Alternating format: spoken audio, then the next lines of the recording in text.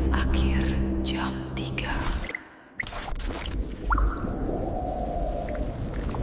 Ribuan kendaraan melintasi aspal mulus KM 90 hingga KM 100 tol Cipularang setiap harinya tanpa menyadari bahwa di bawah roda mereka terdapat jeritan yang dibungkam semen. Pembangunan tol ini di awal tahun 2000-an bukanlah sekadar prestasi teknik sipil, melainkan sebuah negosiasi berdarah dengan entitas yang sudah ada di sana jauh sebelum peta dibuat. Ada alasan mengapa beberapa bukit tidak bisa diratakan, dan mengapa beberapa nyawa harus dikorbankan agar beton bisa mengeras. Ini adalah kisah tentang apa yang terjadi di balik tenda-tenda terpal proyek saat malam mencapai puncaknya. Tumbal di balik beton KM ke-97, suara mesin berat ekskavator menderu memecah kesunyian hutan jati di sekitar wilayah yang nantinya akan dikenal sebagai jalur maut. Satria, seorang pengawas lapangan muda, berdiri dengan dahi berkerut. Ini adalah minggu ketiga pengerjaan di sektor KM 97 dan kemajuannya nol besar.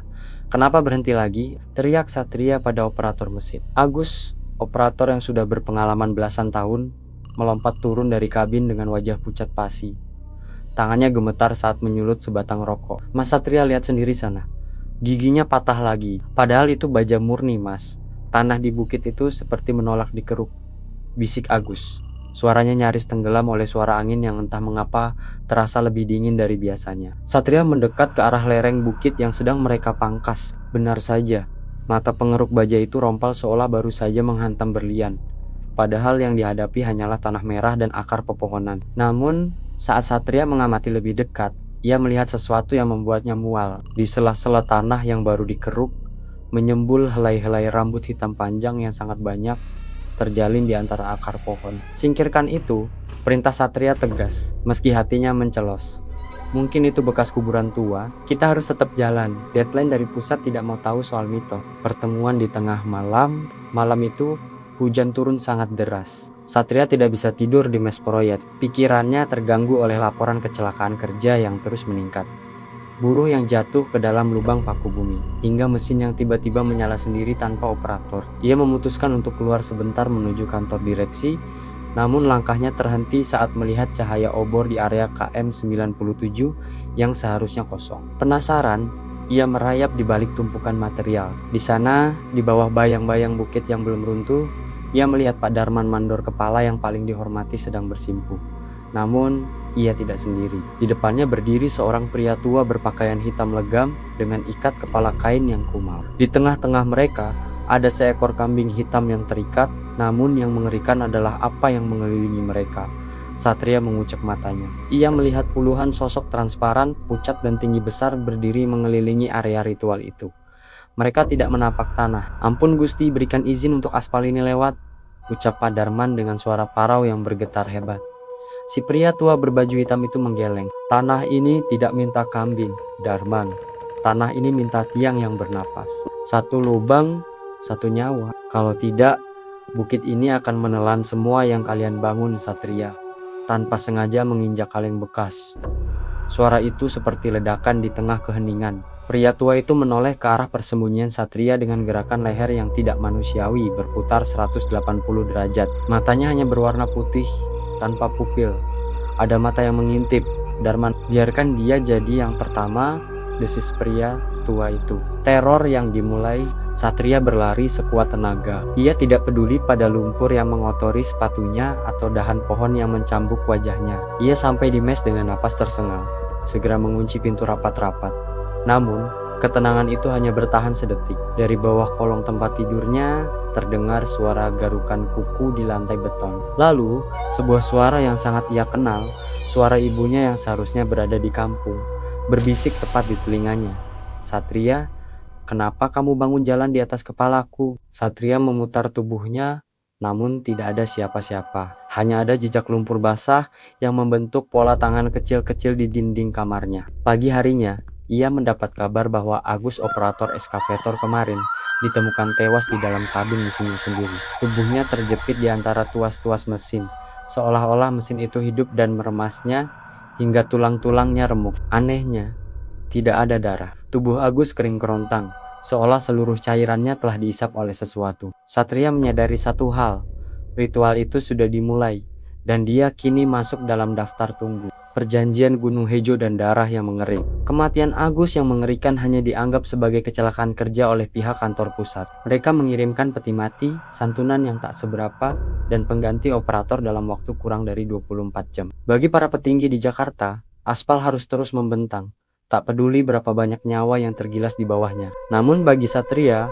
kematian Agus adalah peringatan. Jejak tangan lumpur di dinding kamarnya tidak hilang meski sudah digosok dengan karbol berkali-kali. Bau tanah basah dan anyir menyeruak setiap kali ia mencoba memejamkan mata. Mas Satria, jangan bengong terus. Itu semennya sudah datang, tegur seorang kuli bangunan muda bernama Jaka. Satria tersentak. Ia melihat truk molen besar sedang bersiap menuangkan semen ke dalam lubang fondasi jembatan di KM ke-97. Lubang itu sangat dalam, gelap, dan seolah-olah memiliki daya pikat yang ganjil. Jaka, kau pernah dengar tentang orang berbaju hitam yang sering terlihat di sekitar bukit itu? Tanya Satria pelan. Jaka menghentikan kegiatannya. Ia menoleh ke kiri dan ke kanan, memastikan tidak ada mandor Darman di sekitar mereka. Itu Aki Saman, Mas. Dia kuncen lama di sini. Orang-orang bilang, dia yang memegang kunci gerbang kerajaan di Gunung Hejo. Kalau dia sudah turun ke proyek, itu artinya ada yang salah dengan penempatan betonnya. Maksudmu ada bagian dari bukit ini yang tidak boleh disentuh, Mas.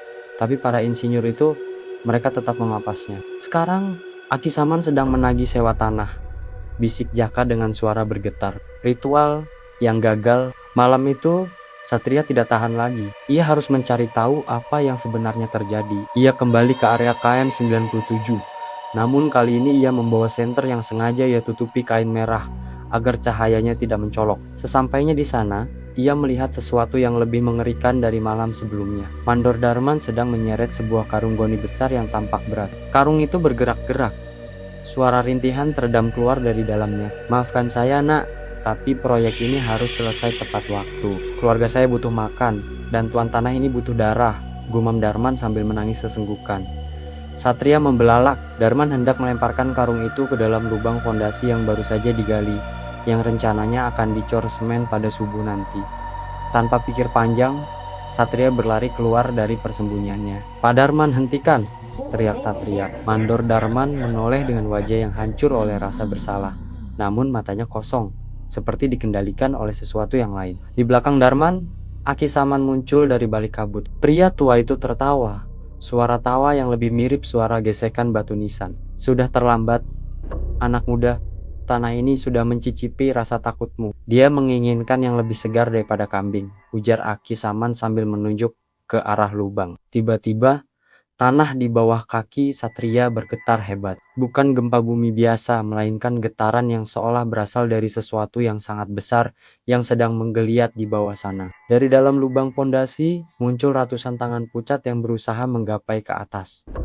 Tangan-tangan itu bukan milik manusia, jemarinya terlalu panjang, dengan kuku yang hitam dan tajam. Tumbal yang tertukar. Dalam kekacauan itu, Darman terpeleset. Karung goni yang ia bawa terlepas dan terguling ke pinggir. Sementara Darman sendiri terjatuh tepat ke dalam lubang fondasi sedalam 10 meter itu. Jeritan Darman membelah malam. Namun, jeritan itu tidak berlangsung lama. Suara seperti tulang yang dipatahkan satu persatu terdengar dari kegelapan lubang. Satria memberanikan diri melihat ke bawah. Di sana, di dasar lubang, ia melihat sosok makhluk setinggi 3 meter, bertubuh hitam legam dengan bulu-bulu kasar, sedang mendekap tubuh Darman. Makhluk itu menoleh ke arah Satria.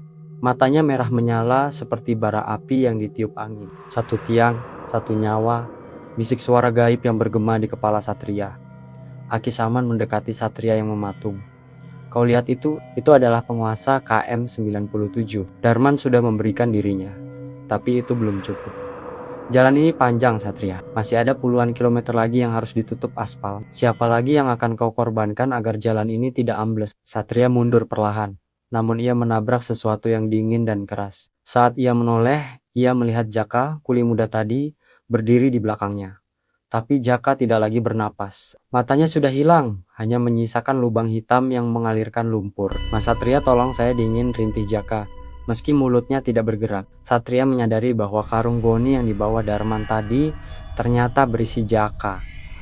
Jaka sudah dibunuh lebih dulu untuk dijadikan tumbal. Namun karena kecerobohan Darman, sang mandor justru ikut tertelan oleh kegelapan yang ia ciptakan sendiri. Akisaman menghilang ke dalam kabut, meninggalkan Satria sendirian di tengah deru angin Gunung Hejo yang kini terdengar seperti suara tangisan ribuan orang. Fondasi terakhir dan amarah Gunung Hejo. Fajar menyingsing di KM 97 dengan warna langit yang aneh ungu pekat bercampur kelabu. Seolah matahari pun enggan menyinari tanah yang baru saja menelan 2 nyawa. Satria berdiri di tepi lubang fondasi dengan tubuh gemetar. Mandor Darman dan Jaka telah hilang, terkubur oleh longsoran tanah yang terjadi secara misterius tepat setelah ritual gagal itu. Namun, proyek tidak boleh berhenti. Instruksi dari kantor pusat tetap sama. Cor lubang itu sekarang. Truk-truk molen berbaris seperti iring-gairingan pemakaman. Suara deru mesinnya memekakan telinga. Satria mencoba berteriak pada para pekerja untuk berhenti, namun suaranya seolah tertelan oleh angin. Para pekerja itu bekerja seperti zombie, mata mereka kosong, gerakan mereka kaku,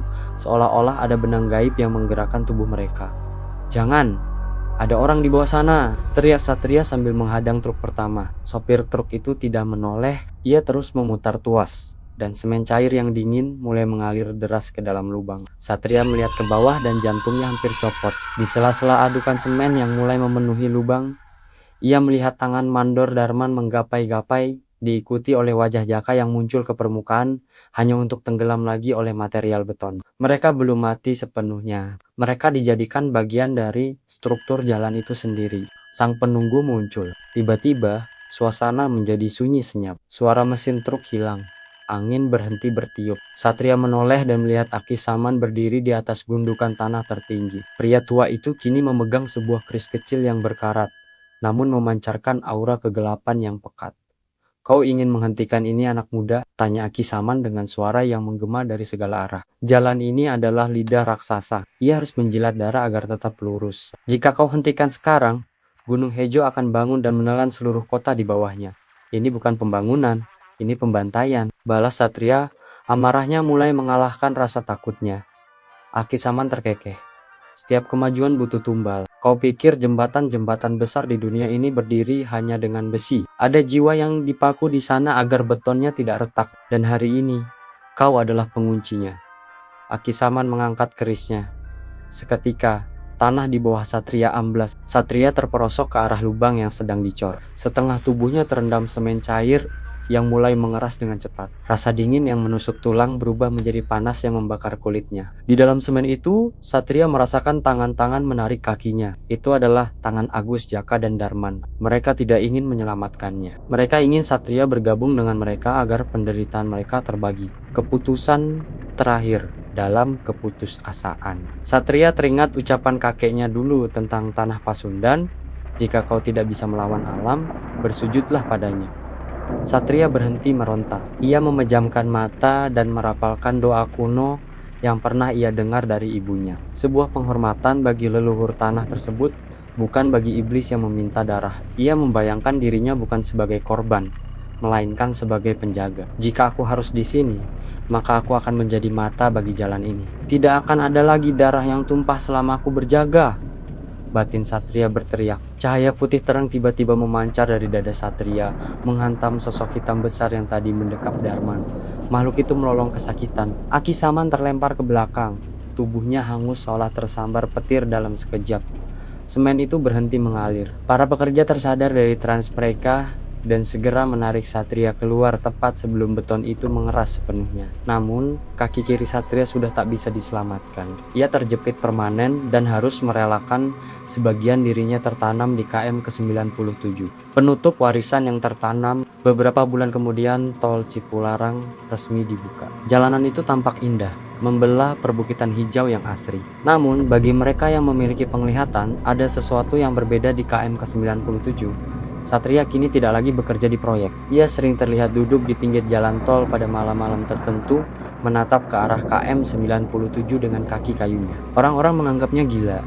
Namun, para sopir bus malam sering bercerita bahwa mereka melihat sosok pemuda berpakaian proyek yang melambai-lambai memperingatkan mereka untuk pelan-pelan saat melintasi jalur tersebut. Ritual itu memang sudah selesai, tapi perjanjiannya belum usai. Gunung Hejo tetap di sana, mengawasi setiap roda yang berputar. Dan di bawah aspal mulus itu, di dalam fondasi beton yang dingin, Jiwa-jiwa yang terperangkap masih menunggu saat dimana jalan itu akan kembali meminta upeti ketika manusia mulai sombong dan melupakan sang pemilik tanah. Hingga hari ini, jika Anda melewati KM 97 di malam Jumat Kliwon dan mencium bau tanah basah bercampur semen, jangan pernah menoleh ke belakang, karena mungkin saja Anda adalah tiang berikutnya yang sedang dicari. Kisah proyek tol Cipularang hanyalah satu dari ribuan narasi kelam yang terkubur di balik kemajuan zaman. Setiap jembatan yang kita seberangi dan setiap jalan yang kita lalui mungkin saja dibangun di atas napas-napas yang terpaksa berhenti. Kita seringkali merasa sebagai penguasa alam, namun dalam kegelapan KM 97, kita hanyalah tamu yang sewaktu-waktu bisa diminta untuk menetap selamanya. Biarlah kisah Satria menjadi pengingat bagi kita semua bahwa ada harga yang harus dibayar untuk setiap jengkal tanah yang kita rebut dari alam. Jangan pernah meremehkan bisikan angin di pegunungan, karena bisa jadi itu adalah peringatan terakhir sebelum beton mengeras di atas kepala kita. Klik tombol subscribe sekarang agar Anda tidak tertinggal saat kami menggali lebih dalam rahasia-rahasia mistis di pelosok Nusantara lainnya.